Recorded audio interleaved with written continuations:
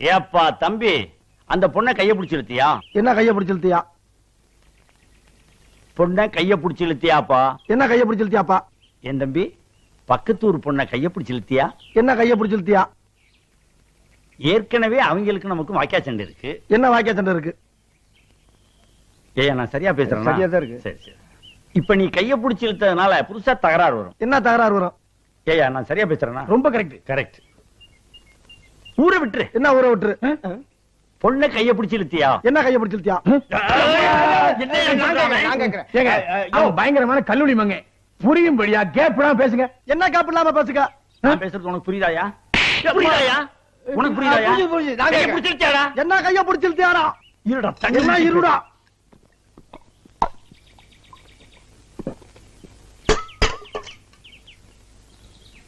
கைய பிடிச்சு இழுத்தியாடா? என்ன கைய பிடிச்சு இழுத்தியாடா?